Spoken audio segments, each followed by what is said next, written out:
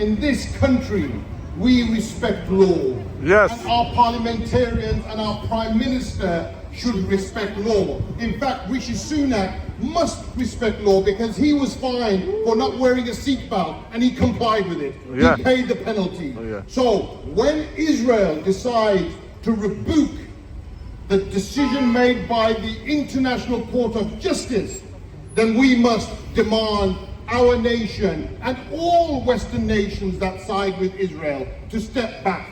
Yes. Because we cannot side with those that decide to break international law.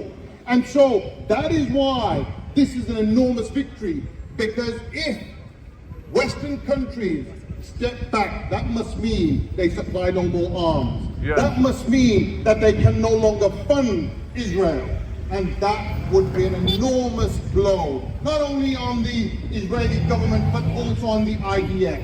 So please don't let anyone tell you that this decision was anti-Palestinian. It was not. No. And that is why so many, and you only have to look at the faces of the lawyers. I don't know if you watched the video. I watched it very carefully. The Israeli legal team were very, very upset, and rightly so, you may think, because they were saying this case should have been struck out, but they didn't. There were many critics talking about how this decision would be one-sided. Far from it.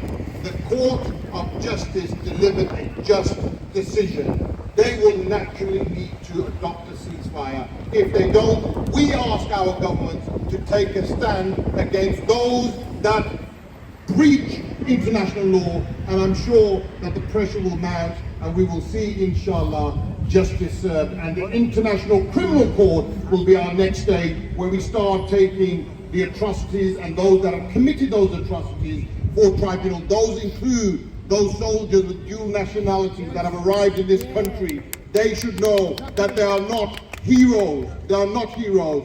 Once a court decides that international war crimes have been committed, then each and every one of those that have participated with dual nationality should be held to account. And that's something that we will continue to fight for. So they cannot rest at night thinking that nothing will come to bite them. It will in the very near future. Thank you again. Free Palestine. Free Palestine!